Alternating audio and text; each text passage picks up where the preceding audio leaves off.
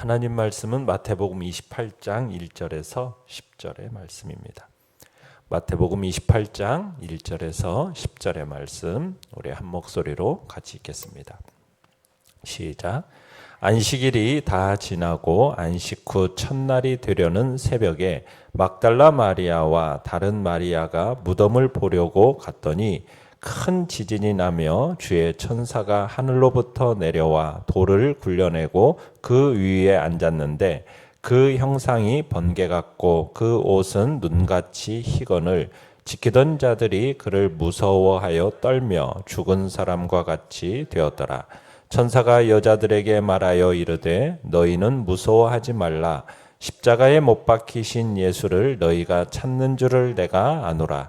그가 여기 계시지 않고 그가 말씀하시던 대로 살아나셨느니라. 와서 그가 누우셨던 곳을 보라. 또 빨리 가서 그의 제자들에게 이르되 그가 죽은 자 가운데서 살아나셨고 너희보다 먼저 갈릴리로 가시나니 거기서 너희가 배우리라 하라. 보라, 내가 너희에게 일렀느니라 하거늘. 그 여자들이 무서움과 큰 기쁨으로 빨리 무덤을 떠나 제자들에게 알리려고 다름질할세 예수께서 그들을 만나 이르시되 평안하냐 하시거늘. 여자들이 나아가 그 발을 붙잡고 경배하니 이에 예수께서 이르시되 무서워하지 말라. 가서 내 형제들에게 갈릴리로 가라 하라. 거기서 나를 보리라 하시니라. 아멘. 오늘 말씀의 제목은 죽음이 가둘 수 없는 생명의 주라는 제목으로 말씀을 나눕니다. 오늘 본문은 안식 후 이제 안식일이 지난 이튿날에 주님의 무덤에 찾아온 두 여인들에게 천사들이 출현하면서 주님의 부활 사실을 증거한 사실과 부활의 주님께서 친히 두 여인에게 나타난 사실을 보도하고 있습니다. 그러면서 주님의 부활의 진정성을 증거하고 있는 거죠. 예언대로 예수님께서 십자가의 죽음이라는 이 처절한 절망을 뚫고 부활하심으로써 인류 역사에 새롭고 영원한 소망의 빛을 비추신 겁니다. 진정 자신이 하나님의 아들이시고 메시아라는 사실을 확증하시게 된 거죠. 오늘 본문은 이렇게 시작하고 있습니다. 안식일이 다 지나고 안식 후 첫날이 되려는 새벽에, 이런 말로 지금 시작을 하고 있는데요. 본래 뜻을 살려 번역한다면 이런 의미입니다. 안식일이 저물고 안식 후 첫날이 밝아오는 때에 라는 말로 번역할 수가 있겠습니다. 그러니까 예수님께서 죽음에 머물러 계신 동안 옛 안식일이 저물었고 이제 안식 후 첫날, 안식 후 첫날은 바로 안식일의 주인이 되신 주일날이 밝아오는 때에 라는 말이죠. 그러니까 예수님의 부활에 대해서 이런 식으로 기술하고 시작하는데 마태가 이렇게 기술한 이유는 뭐냐면 예수님의 이 부활이라는 것을 죄의 저주와 형벌로부터 형벌 아래에서 신음하던 자들을 풀어서 안식하게 하신 그 뜻깊은 일로 이해했다라는 겁니다.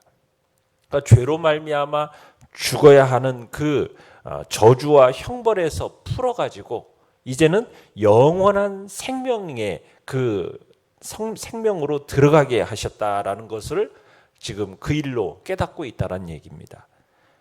죽음의 저주와 형벌 아래 있는 이 죄인을 위해서 참 생명의 길을 여셨다라는 것을 마태는 알았던 거죠. 그래서 안식일이 다 지나고 안식 후 첫날이 되려는 새벽이라는 이런 표현으로 지금 말하고 있는 겁니다. 내용 관찰 문제 1번을 보시면은 부활을 첫 번째 목격한 증인은 누구이며 어떤 광경을 보았습니까? 자, 부활을 처음으로 목격한 사람이 누구입니까? 막달라 마리아를 비롯한 몇몇 여인들인데요. 여기서는 다른 마리아 이렇게 되어 있는데 갈릴리에서부터 예수님을 변함없이 따랐던 여인들이었습니다.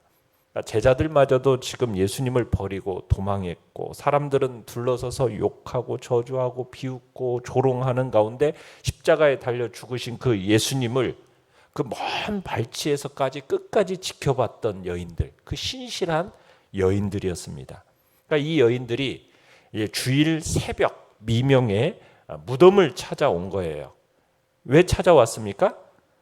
십자가에 죽으신 그 예수님을 장사하던 그날의 장사를 끝낸 후 이 여인들은 향품을 미리 마련해 두었다가 안식일이 지난 이 이른 새벽에 예수님의 시신에 그 향품을 바르기 위해서 찾아왔던 겁니다.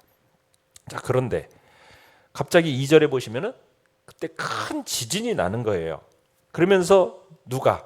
주님의 천사가 하늘로부터 내려옵니다.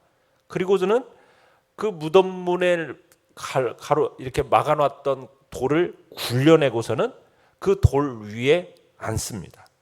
그런데 그 형상이 뭐와 같다고요? 번개 같고 그 옷은 눈같이 희었다. 그러니까 그 모습으로 보아서 이 땅에 속하지 않은 신령한 존재라는 걸 알 수 있는 거죠. 천사가 하나님으로부터 보냄을 받아서 지금 예수님께서 묻히신 무덤문의 돌을 굴려낸 거라는 거죠. 지금 여기서 큰 지진이 나는 가운데 이 일이 있었다라는 것은 지금 이 일이 천지를 뒤흔들 만한 중요한 사건이다라는 것을 암시하고 있는 겁니다. 그리고 하늘의 그 신령한 존재인 천사가 돌을 굴려냈다라는 이 말은요, 이 일이 하늘로부터 말미암은 거라는 거죠. 하늘의 능력으로 된 거라는 것을 나타내기 위해서 그런 겁니다. 그러니까 하나님께서 친히 무덤문을 여신 겁니다. 이것이 지금 예수님의 부활이 친히 하나님이 행하신 일이다라는 것을 뜻하는 거예요. 그러니까 하나님께서 친히 자기 아들을 죽은 자 가운데서 일으키셨다. 지금 이런 의미로 지금 천사를 보내서 무덤문을 여신 장면을 지금 보여주고 있는 겁니다. 내용 관찰 문제 2번입니다. 천사들이 여인들에게 들려준 말은 무엇입니까? 자, 십자가에 못 박혀 죽은 예수님을 너희가 찾으나 그는 지금 여기 무덤에 머물러 계시지 않고 그가 미리 말씀하셨던 대로 살아나셨다. 이렇게 얘기를 합니다. 그러니까 주의 천사는 예수님의 죽음을 가리켜서 뭐라고 얘기하고 있느냐면 5절에 십자가에 못 박히신 예수, 이 표현을 쓰고 있어요. 십자가에 못 박히신 예수. 그러니까 이 표현은 그냥 단순히 한 개인의 죽음으로 말하는 게 아니라 모든 죄인을 위하여 죽으신 특별한 죽음이었다라고 지금 말하고 있는 겁니다. 그러니까 그가 여기 무덤에 계시지 않고 살아나셨다라고 한 이 천사의 말은 그냥 단순히 예수님 한 개인이 죽었다가 다시 살았다 이 말을 하는 게 아니라 십자가로 죄를 멸하사 죽음의 저주와 그 권세를 깨트리셨다라는 사실을 지금 말하고자 했던 거란 얘기죠. 그러니까 부활의 첫 열매로서 다시 사신 예수 그리스도 안에서 이제 많은 자들이 동일하게 살아나게 될 것을 알린 사실이라는 겁니다. 무덤을 찾은 여인들에게 말로써 이제 주님의 그 부활을 증거했을 뿐만 아니라 6절에 보면은 또 뭘 또 보라고 그러고 있습니까? 와서 그가 누우셨던 곳을 보라. 그러니까 빈 무덤, 그리고 그곳에 놓여있던 수의, 이런 물증들을 직접 목격하고 그 사실을 확인하게 하는 거죠. 자, 천사들은 여인들에게 예수님께서 부활한 사실을 확인했을 뿐만 아니라 십자가에 못 박히시 전에 제자들에게 이르셨던 말, 뭐라고 말씀하셨어요? 부활하신 후에 먼저 내가 갈릴리로 가서 저들을 보리라 한 약속을 다시 한번 상기시켜 줍니다. 그러면 주님은 왜 부활하신 후에 그 제자들에게 바로 나타나시지 않고 왜 갈릴리로 가셨을까요? 왜 갈릴리로 가서 만나기를 원하셨던 걸까요? 여기에는 두 가지 의미가 있습니다. 첫 번째는 갈릴리는 어떤 장소냐면 예수님과 제자들이 만났던 처음 장소예요. 첫 만남의 장소가 갈릴리입니다. 주님은 그 갈릴리 호수에서 어부 노릇하던 제자들에게 뭐라고 말씀하셨어요? 마태복음 4장 19절에 보면 나를 따라오너라, 따라오라, 내가 너희를 사람을 낚는 어부가 되게 하리라, 이렇게 하고 부르셨었어요. 그러니까 주님의 죽으심으로 그 사명이 이제 어떻게 돼버렸어요? 침체되어져 있던 이 제자들에게 처음 사명을 주신 그 갈릴리에서 그 사명의 새로운 지평을 열어주시고자 지금 갈릴리로 제자들을 부르시고 계시는 겁니다. 그러니까 이전과는 다른 새로운 시작을 위해서 그 실패한 자들을 다시 불러 세우시고 그 사도의 직분을 회복시켜 주시기 위해서 갈릴리로 오라 하시고 거기서 만나게 하시는 거죠. 그리고 두 번째는 제자들을 변함없이 사랑하신다라는 그 사실을 보여주기 위해서 지금 갈릴리에서 만나자고 하세요. 제자들은 주님이 돌아가신 후에 다 고향 갈릴리로 내려가 버렸어요. 주님께서 천국 그 복음 전파 사명을 주셨지만 이거 다 벗어던지고 다시 옛 생활, 어부 생활로 다시 돌아가 버립니다. 주님은 이런 사실을 미리 아셨던 거죠. 그래서 그 제자들보다 먼저 갈릴리에 가셔서 주님이 기다리십니다.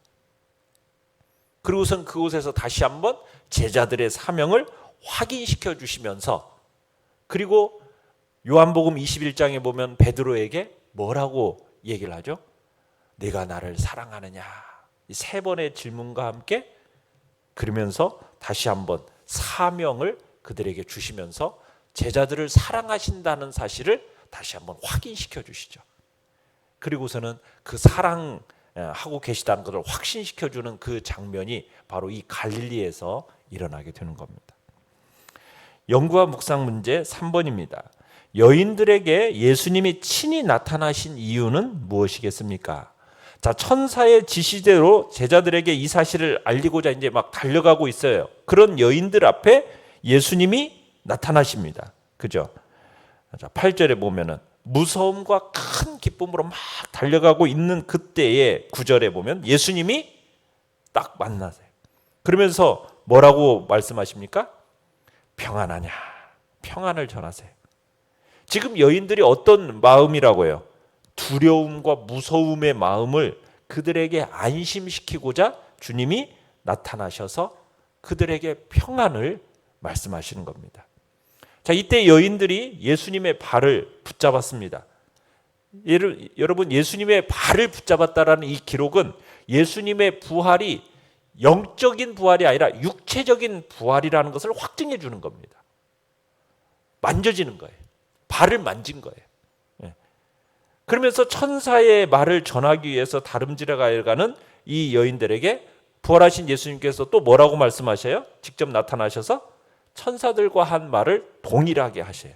뭐라고요? 가서 내 형제들에게 갈릴리로 가라 하라. 거기서 나를 뵈리라. 이렇게 얘기하시는 거죠. 자, 여기서 제자들을 가리켜서 내 형제 이렇게 부르고 계시죠? 내 형제. 그러니까 부활의 첫 열매가 되신 주님처럼 제자들도 이제 부활을 경험하게 될 것을 암시적으로 지금 약속하고 있는 이야기입니다. 그러면서 친히 나타나셔서 동일한 말씀을 하신 이유도 지금 주님을 배반하고 넘어졌던 제자들에게 주님의 그 부활이 다 무너진 자를 다시 일으켜서 주님의 교회를 돌보는 목양자로 다시 세움받게 하려는 그런 의미가 지금 이 속에 들어있는 겁니다. 참으로 실패했던 그들을 부활의 주님이 다시 일으켜 세워서 이제는 그들로 하여금 이전과는 새로운 사람이 될 수 있는 그런 기틀을 마련하는 복된 장면인 겁니다. 4번, 느낀 점 4번입니다. 분명히 죽임당하여 무덤에 묻히셨으나 말씀하시던 대로 살아나신 예수님을 볼 때 무엇을 느낍니까? 이 예수 그리스도의 부활은 실패했던 당시 제자들에게 새로운 시작을 의미하였죠. 그와 마찬가지로 오늘 우리에게도 새로운 시작을 의미하게 되었다라는 것을 느끼게 됩니다. 그러니까 하나님을 떠나서 영적으로 죽은 영혼, 이 영혼이 다시 살림을 받아서 하나님을 사랑하여 섬기는 참 생명으로 옮기게 되었기 때문입니다. 여러분, 성령이 임하셔서 우리의 많은 죄가 용서받고 그리고 성령의 가르치심과 인도하심을 따라 살아가는 성도들에게는 여러분, 이 육신적인 죽음이라는 것은 더 이상 두려운 게 아닙니다. 이제 우리는 부활의 영광스러운 모습으로 다시 부활할 것을 우리는 기다리는 존재가 된 거예요. 그래서 죽음이라는 것은 성도들에게 뭐에 불과한 겁니까? 잠에 불과하다라는 거예요. 잠. 네. 여러분 잠자러 들어가시면서 두려우십니까? 잠이라는 것은 우리에게 있어서 쉼이요 평안 아닙니까? 그러니까 우리에게 있어서 죽음은 두려움이 아니라 잠에 불과하다라는 거예요. 사망이라는 것은 이 세상에서 공포의 왕이었습니다. 최대의 도륙자였습니다. 이 사망을 그 누구도 이겨본 적이 없습니다.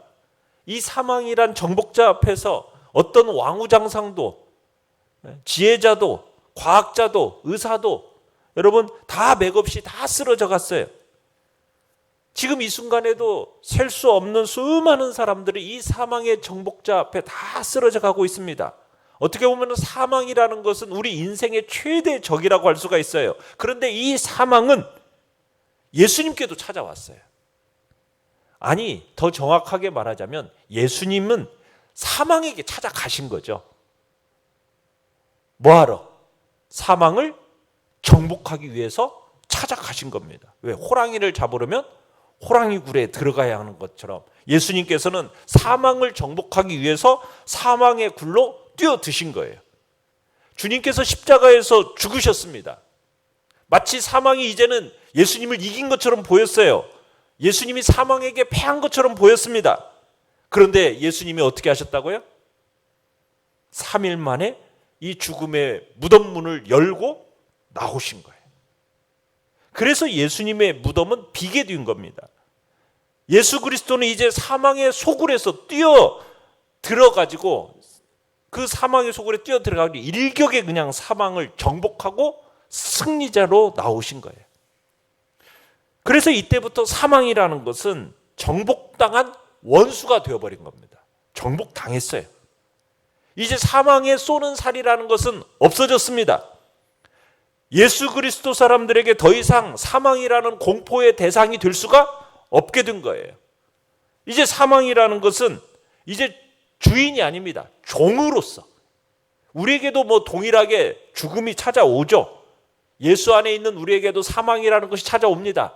그러나 그것은 우리에게 주인으로 찾아오는 것이 아니라 이제는 종으로 오는 겁니다. 우리의 지배자로 오는 것이 아니라 이제는 지배받는 자로 오게 되었다는 거예요. 그렇기 때문에 우리는 비록 죽는다 할지라도 장차 주님이 다시 오시는 날에 주님처럼 이 죽음을 이기고 부활할 영광을 우리는 누리게 되는 것입니다.